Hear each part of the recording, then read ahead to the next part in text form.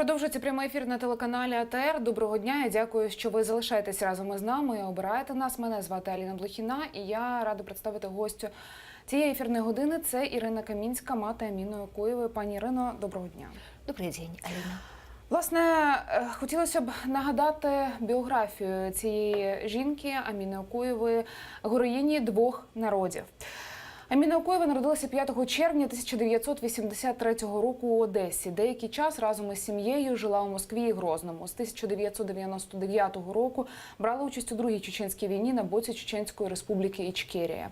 В Україну повернулася 2003 року, вступила до Одеського медичного університету, який закінчила за спеціалізацією загальна хірургія. Потім працювала лікарем-інтерном у міській клінічній лікарні Одеси. Під час Євромайдану вступила до самооборони, де була лікарем 8-ї афганської сотні. З початком війни на сході України у липні 2014-го приєдналася до лав батальйону «Київ-2», куди була записана фельдшером. Але, за словами самої Аміни, медициною займалася мало. Брала участь в обороні Дебальцевого, виконуючи бойові завдання поблизу Чорнухіного на Луганщині. Пізніше служила у батальйоні «Золоті ворота». Також Аміна брала участь у створенні миротворчого батальйону імені Джохара Дудаєва, служила пресофіцером батальйону, домоглася надання йому офіційного статусу від МВС України. Пані Ірино, чи все правильно у біографії вашої? Как всегда, неправильно. Много информации получают из Википедии, обязательно доберусь до этого и посмотрю Википедию.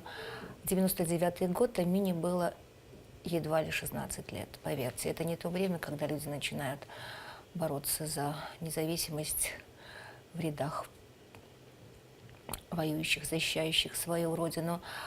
Это началось с 2002 года, позже. В 2001 у нее родился ребенок, и вот потом она уже для себя определила свой жизненный путь, потому что всегда болело у нее одно – несправедливость людская и невозможность человека быть свободным. Я могу сказать о ней, что она человек, рожденный свободным, и всегда эту свободу отстаивала и пыталась дать другим, тем, кто в ней нуждался. Скажіть, ось це її бажання до покарання несправедливості, до боротьби з несправедливістю. Ось як формувався її характер? Коли вона почала проявлятися як, знаєте, можливо, як не воїн, але як людина із таким досить вже стійким і сильним характером? Коли от вона зрозуміла, що вона хоче мати певну свою життєву лінію і хоче притримуватися її?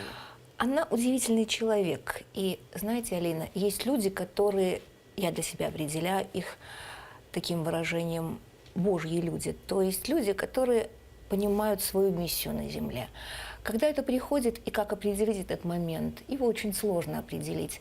Просто ты видишь на определенном этапе, что человек сформировался со своими убеждениями, со своими взглядами на жизнь.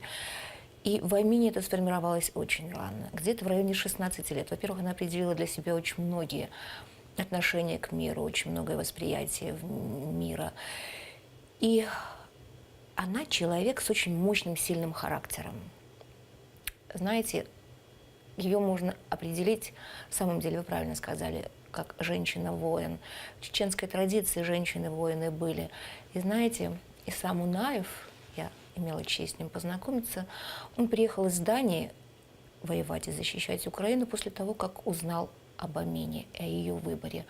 И он сказал, что это воин, настоящий воин, поверьте мне, стальной человек, легендарный человек для Ичкерии.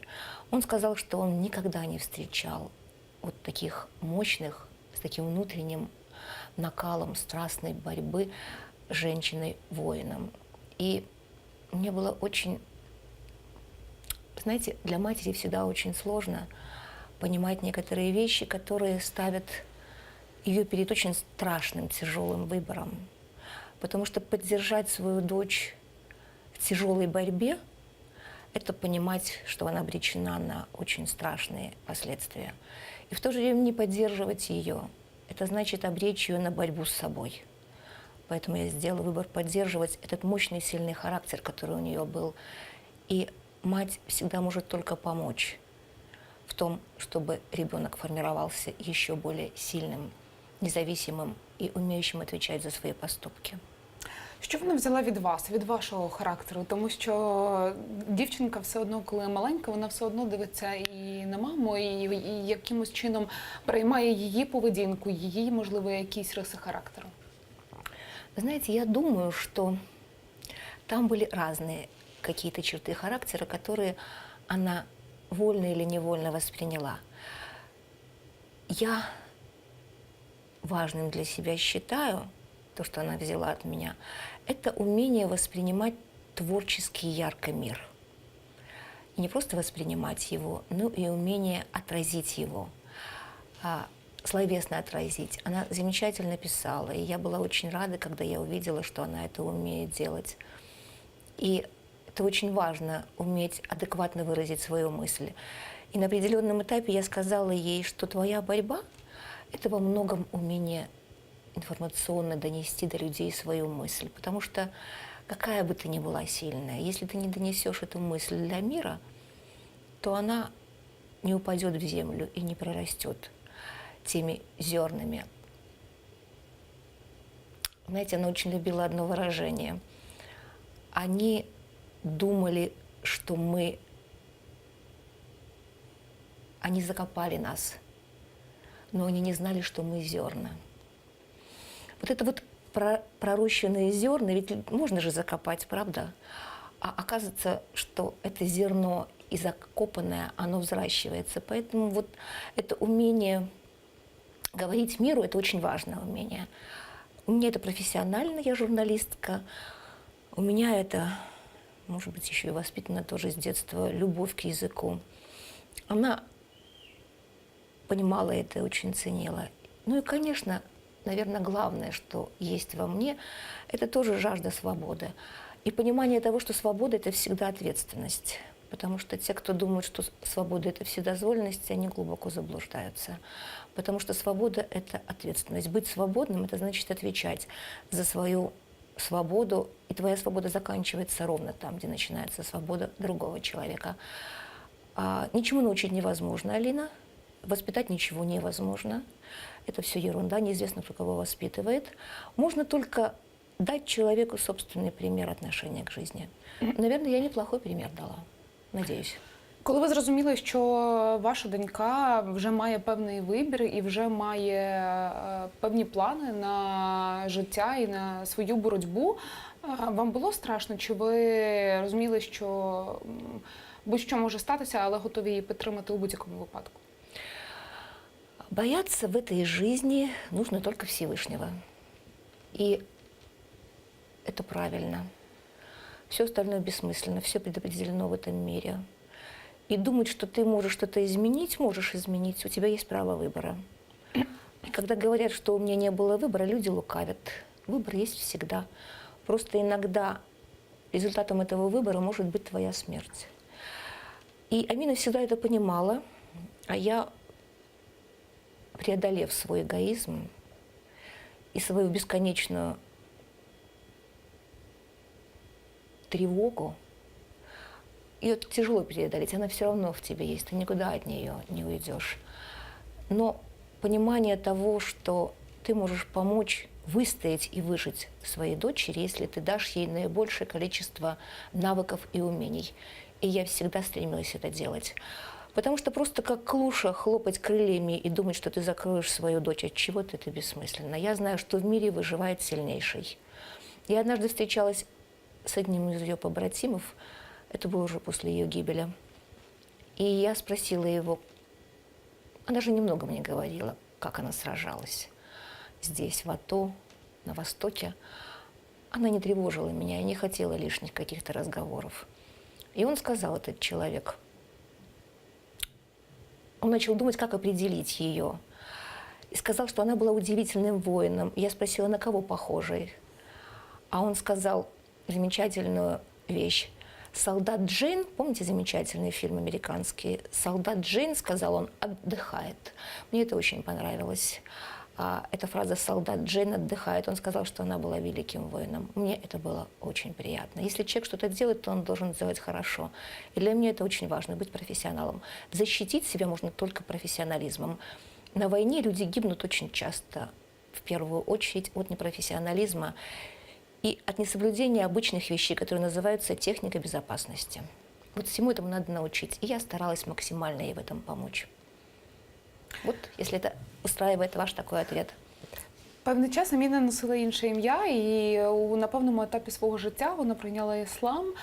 Чому її такі були рішення? Чому от молода дівчина в певний момент, можливо, якось змінює, знаєте, ракурс свого життя? Чому це відбулося? Каждый человек, меня, знаете, Алина, всегда интересует, почему люди так, ну, понимаю, когда человек публичный, всегда хочется узнать максимально о ней. Если это праздное любопытство, я стараюсь не отвечать на эти вопросы. Если это вопрос, связанный с пониманием того, как человек приходит к себе самому, могу сказать. Це моє питання викликано лише для того, щоб більше зрозуміти її, більше зрозуміти її характер, більше зрозуміти її прагнення. Це не просто цікавість, повірте.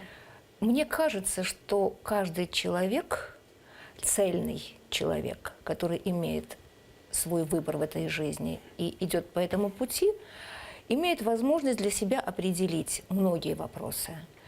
И он чувствует себя устойчивым тогда, когда он оказывается в очень комфортной для себя ситуации. Вы видите, Амина всегда носила хиджаб. Для нее это была защита. Это свобода, свобода выбора человека, своего имени, своего места в этом мире под солнцем, того, как он выглядит, как он думает, как он верит. И я всегда принимала ее выбор как окончательный и как выбор ее свободного волеизъявления. Точно так же, как она всегда принимала мой выбор. Потому что сильные люди в состоянии менять в том числе и свою судьбу, потому что это зависит от их права выбора. Я нашим глядачам, телеглядачам, тим, хто слідкує за нашим ефіром у Фейсбуці та у Ютубі, за нашу пряму трансляцію, хочу зазначити, що у нас відкриті телефонні лінії. Ви можете побачити телефон зараз на екрані. Якщо ви маєте що сказати, маєте питання, чи просто хочете почути пані Ірину, будь ласка, прошу, телефонуйте до нас. Ми ж поки що повертаємося до нашої розмови. Пані Ірино, розкажіть, як так, ось той момент, коли вона вперше пішла, ви розуміли, що вона пішла воювати, ви розуміли, що її боротьба, вона вже втілюється безпосередньо у певні, скажімо, у ту реальність, в якій ми живемо. Що ви відчували? Как любая мать, тревогу. Но, во-первых, она никогда не делилась со мной лишней информацией, понимая, что лишняя информация – это всегда лишняя напряженность и опасность. Вы понимаете это. Есть многие вещи, даже касающиеся операций, тех операций, которые проводились на Востоке, как правильно вчера говорили ее побратимы, это вопросы, которые являются закрытыми. Через какое-то время, может быть, они будут открыты. В любом мире, цивилизованном, в любом обществе, все, что связано с военными операциями, держится в строжайшем секрете. Знаете, в первую очередь от кого? От журналистов. Потому что есть определенная, опять-таки, техника безопасности, которая предполагает отсутствие утечки лишней информации. А поскольку Амина была настоящим воином, дело даже не в том, что она меня не утруждала лишней информацией. Дело в том, что она просто соблюдала то, что ей нужно было соблюдать. Элементарную технику безопасности. И я думаю, что это вещи, которые помогали ей выжить. Ну, знаете, как говорят, приумножая познание, приумножаем скорбь. Я познание в этой области не приумножала. Просто своим материнским чувством, своим материнским сердцем ощущала тревогу. И всегда знала, что она ходит на передовой, на линии огня, и всегда поддерживала ее в этом. Все, что я могла сделать. Якщо говорити про той період життя, коли Аміна була на Майдані, то там були і хлопці, і дівчата, і чоловіки, і жінки, і люди вже більш поважного віку. А от на війні, на сході України, здебільшого чоловіки. Чи відчувала Аміна якісь, знаєте, якусь несправедливість, якесь ставлення, можливо, трохи несерйозне через те, що вона тендітна жінка і вона на війні? Відчувала. Отвечу вам сразу, відчувала. И расскажу почему. Для нее это был очень важный момент.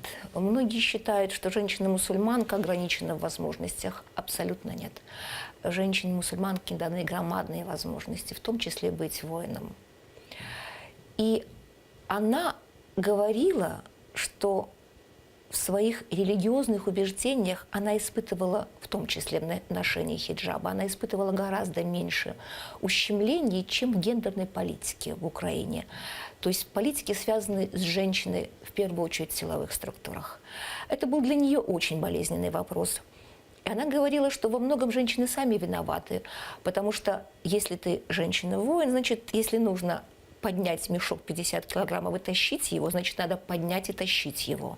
Потому что если ты будешь делать вид, что тебе это тяжело, ты будешь сразу оказываться в ситуации, где к тебе будут относиться с неравным. Как с неравным к тебе будут относиться. Она всегда отстаивала право быть воином, несмотря на свой пол. Если нужно было тащить мешок, как ни пытались ее однополчане, сослуживцы от этого отвадить, она все равно это делала. То есть она отстаивала это. Но в сознании мужского определенного мировоззрения есть отношение к женщине как к человеку, который не способен воевать. Амина по этому поводу говорила абсолютно здравые и грамотные слова. Есть женщины-воины, и есть мужчины не воины. Война и военная профессия – это профессия, как любая другая. И на войне нечего делать мужчине, у которого творческое начало, и он не создан быть воином. Зачем ему там? Мало того, что создает опасность для людей вокруг, этот человек не может быть реализован. Он человек другого склада. Может быть, он прекрасный журналист, или прекрасный поэт, или художник, но он не воин. А есть женщины-воины, они созданы такими Всевышним. У них сильный дух, у них мощная хватка, у них меткий глаз, и они могут быть прекрасными воинами. Должна сказать, что для Амины это было настолько важно, что буквально за несколько, чуть ли не неделю до своей гибели, она прошла собеседование в представительстве ООН в Украине на предмет того, чтобы стать представителем ООН при кабинете министров, при одном из вице-премьеров. Это очень важно. Гендерная политика чрезвычайно интересовала ее. Это собеседование, она мне потом рассказывала об этом с гордостью, произвело такое впечатление на тех, кто говорили с ней, что они сказали, ее место заниматься гендерной политикой, в первую очередь в силовых структурах. Я думаю, что она достигла бы очень многого, если бы занималась этим. Я думаю, что для Украины это чрезвычайно важно в цивилизованных странах. Возьмите Америку, возьмите Израиль, любую страну европейскую. Женщины наравне с мужчинами представлены в силовых структурах. Есть страны, где женщины являются министрами обороны. И я думаю, что мир очень сильно изменился. И для Амины это был очень важный вопрос, за который она очень серьезно взялась. И я думаю, что нужно продолжить это даже сейчас, после ее гибели. Упродовж нашої вже от станом на зараз розмови ви кілька разів говорили про те, що Аміна не надто відкривалася. Ми з вами говоримо про Аміну воїна, говоримо про Аміну борця. Аміна людина. Якою вона була? Тому що от з ваших слів можу зробити такий висновок, можливо, він помилковий, що вона була досить, ну, от сама у собі. Така досить, скажімо, не те, щоб, знаєте, одинока, але вона була, коли вона була сама із собою, вона почувала себе максимально комфортно. Так це чи ні? Ошибаетесь. Этот образ, по-видимому, создан средствами массовой информации. Те, кто знал Амину, и она имела около 50 тысяч подписчиков в Фейсбуке, знают, что это была, не буду говорить слово «была», это человек удивительной энергии и человек, который никогда не унывал. Уныние – величайший грех. И она открыла свою душу навстречу людям. Это возникло в тот момент, когда она поняла, что она должна отстоять своего мужа Адама Осмаева в 2012 году. И когда мне до меня донесли информацию, что если она начнет бороться, то будет либо сидеть в сумасшедшем доме, либо в тюрьме.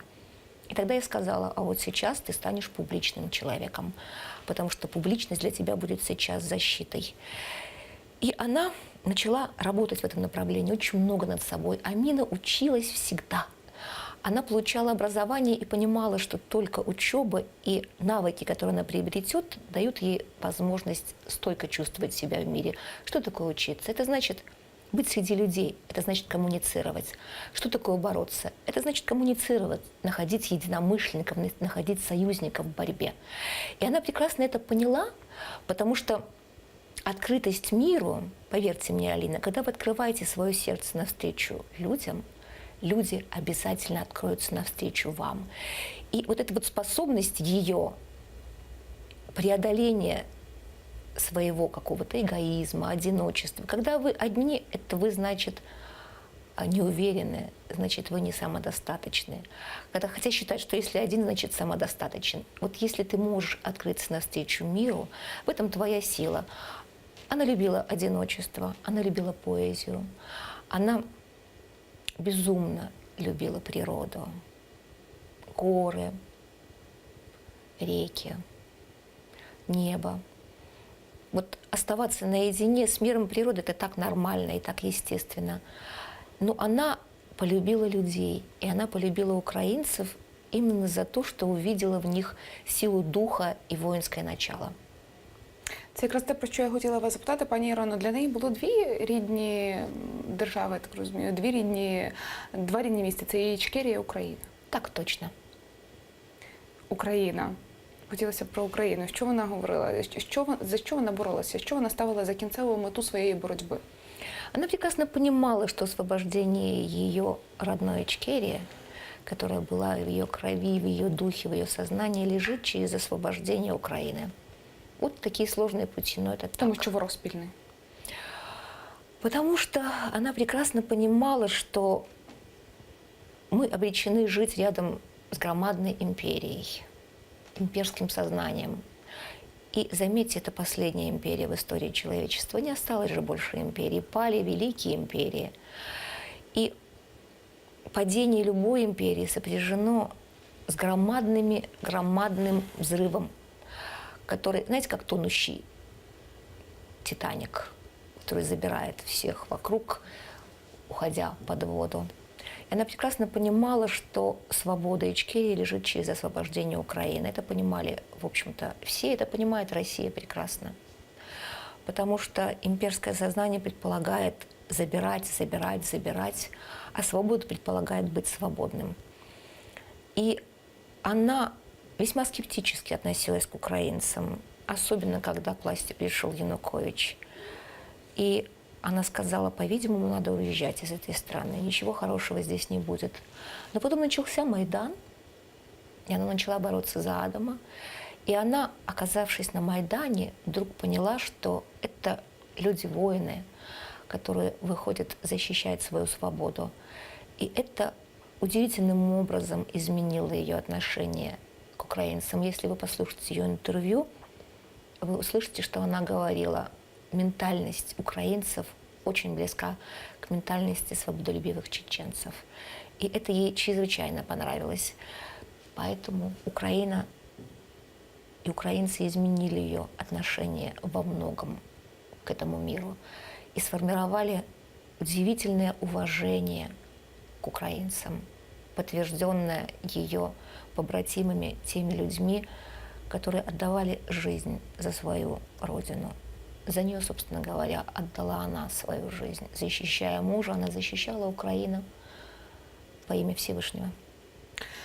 Вже кілька разів, повертаючись до певних образів або певних фактів, які довкола Аміни є у засобах масової інформації, я помиляюся, і ви говорите про те, що це дійсно сформовані певні уявлення саме журналістами, саме ЗМІ. Чому в українських засобах масової інформації так багато якихось різних, знаєте, суперечливих, скажімо так, фактів, міфів щодо Аміни? Это называется пиар. Черный, белый, зеленый, красный, какой угодно. Все, что проходит в плоскости информационного пространства, это все пиар. Должна вам сказать, Алина, что на создании легенды работает все. Если вы думаете, что на это работают пафосные какие-то вещи, это абсолютно не так. На создании легенды работает любая информация, а любой пиар работает на создании легенды. А то, что здесь усиленно работает в плоскости информационной, в плоскости пропаганды вражеская страна, ничего удивительного нет. К сожалению, это то, что сформировано было на протяжении десятилетий, очень таких для России десятилетий, когда она смогла создать громадную, мощную медиа-империю не только здесь, в Украине, но по всему миру. И если сейчас многие страны создают законы для противодействия российской пропаганде, вы понимаете, насколько важную империю создала информационно эта страна. И надо уметь защищать себя. Это очень важно, потому что сейчас, если мы будем говорить такие, может быть, страшные слова, Третья мировая война, она идет, и это война информационная. Как выяснилось, все, что мы делаем с вами, как журналисты, вы, я, это в конечном итоге тоже участие в противостоянии всего лишь двух вещей, которые определяют так: борьба между добром и злом. Это извечная борьба, ее никто не отменял, она существует. И Амина – воин добра и света. И, естественно, она этим представляла громадную опасность для мира зла. И этот мир делал все, чтобы всячески загрязнить ее. Ну, поймите, это невозможно сделать, потому что украинцы, на удивление, мудрые люди. Я столкнулась с этим и была чрезвычайно рада и всегда говорила ей: будь открыта журналистам, будь открыта миру, будь честной. И это всегда победит зло. Так она и делала. Это всегда побеждало зло.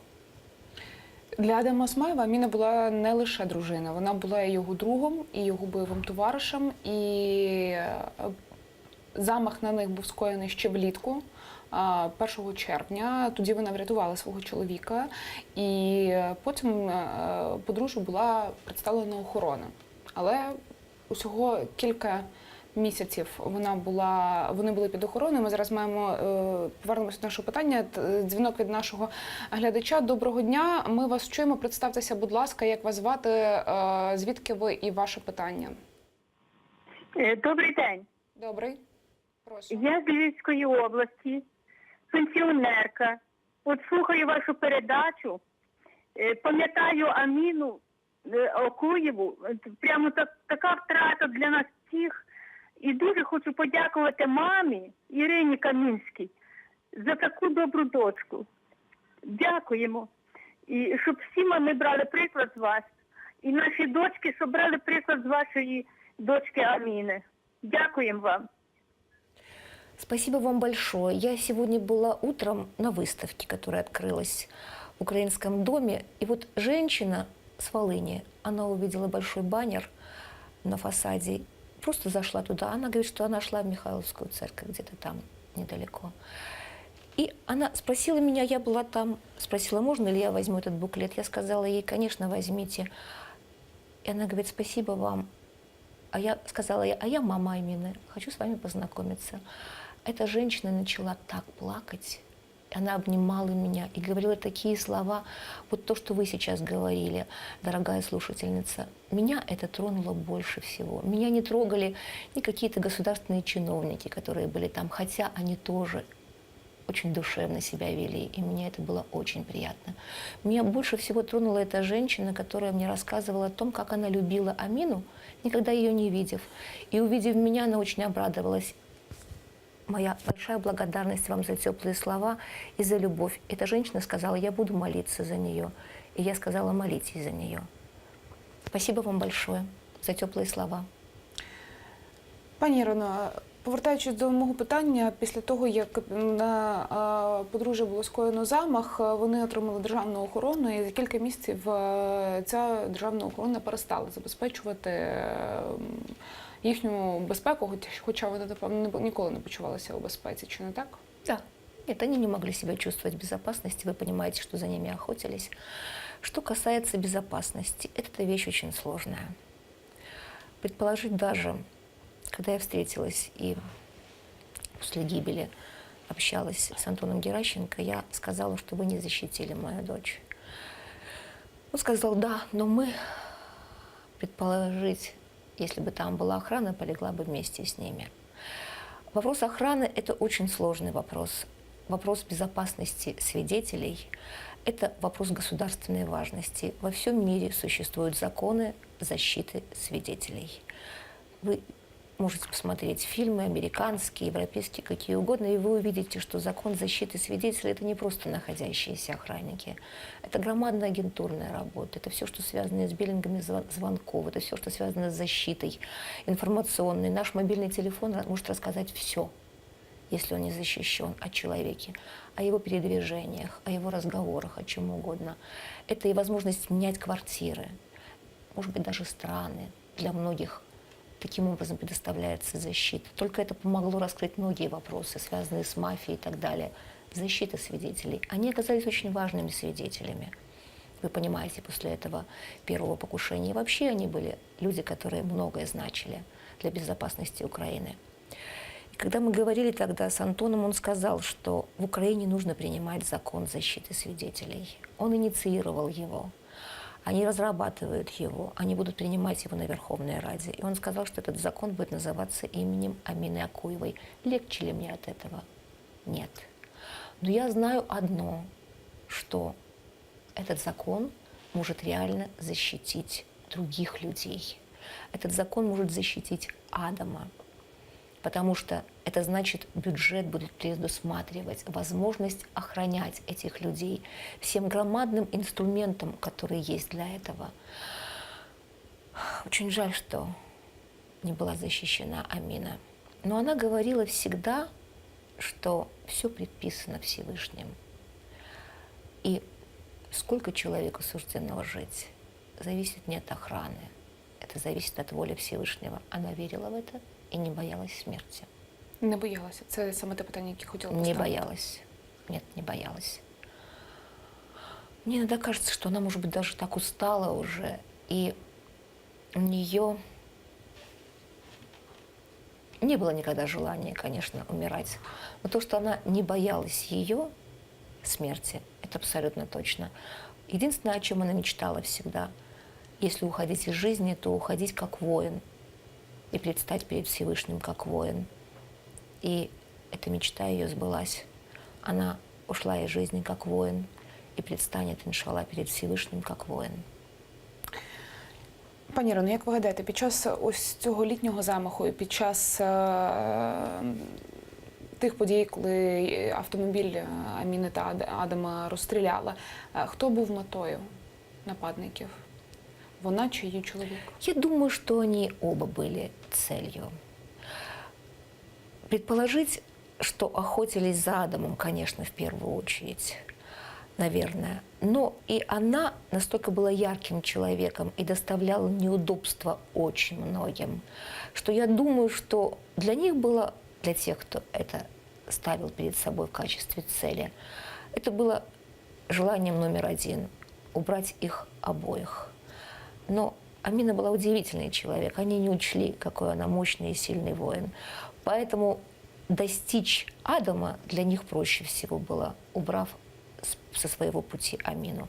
Поэтому, мне кажется, во-первых, мне сложно говорить о тех нелюдях, которые это планировали, и об их целях. Я могу только логически, анализируя, предположить то, о чем я вам сейчас сказала.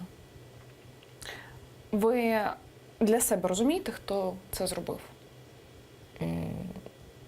Этим будет заниматься следствие. Этим занимается следствие. И знаете, когда следствие очень много не кричит о чем-то, значит, они имеют какие-то зацепки по этому поводу, достаточно серьезные. Я не могу называть имена этих людей. Могу ли я предполагать? Могу предполагать имена этих людей. И я хочу сказать, что когда, причем достаточно быстро, быстрее, чем мы предполагаем, рухнет эта страшная империя, она погребет под своими обломками тех, кто убил мою дочь. Если вас удовлетворяет такой ответ. Ми зараз маємо ще один телефонний дзвінок від наших глядачів. Доброго дня. Представтеся, будь ласка, як вас звати, і прошу ваше питання.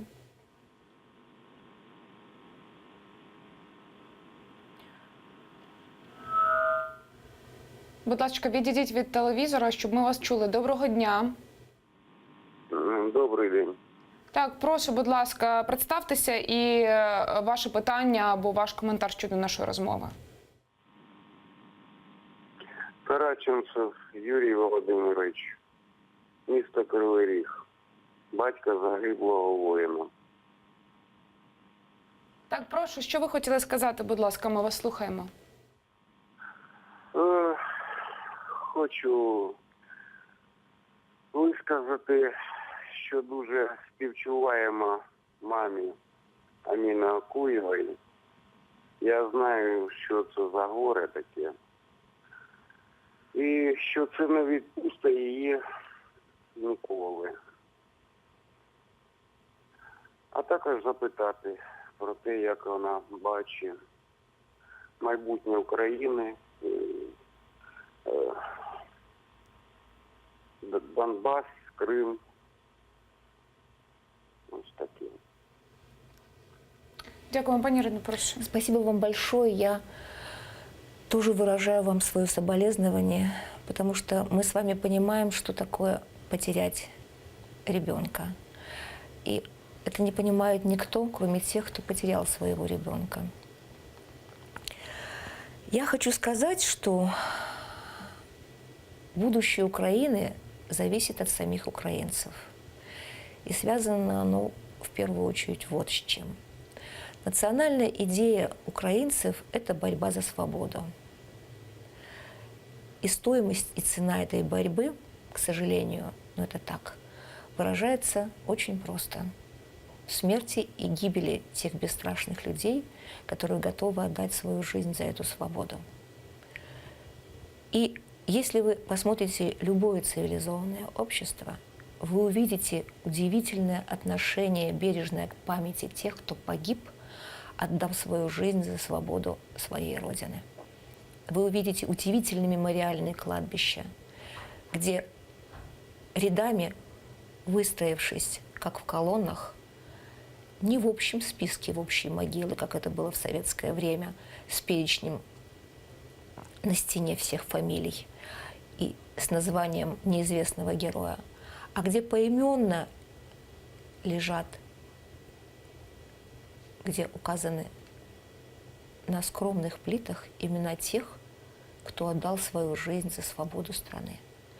И в Украине это исчисляются уже тысячами и тысячами. И пока Украина не будет иметь такой мемориал наподобие Арлингтонского кладбища в Вашингтоне, пока Украина не будет знать поименно каждого защитника своего Отечества, Украина не будет свободна. Это говорю я вам как мать погибшей дочери. Потому что материализованная свобода, как это ни печально, выступает только на кладбищах, где похоронены воины, отдавшие самое дорогое, что у них есть – жизнь за свободу свою и свободу своей страны. Я думаю, что это будет сделано в Украине. И я думаю, что Украина достойна свободы, потому что она имеет дочерей и сынов, которые отдают за нее свою жизнь. Пані Ірино, я дякую вам дуже за цю розмову. Дякую, що ви прийшли сьогодні до цієї студії. Ірина Камінська, мати Аміни Окуєвої, була гостем цієї ефірної години. Дякую, що упродовж цієї розмови ви також були разом із нами і долучалися до бесіди у цій студії. За 5 хвилин прямий ефір телеканалу АТР продовжить «Заман». Я з вами не прощаюся. Залишайтеся разом із телеканалом АТР.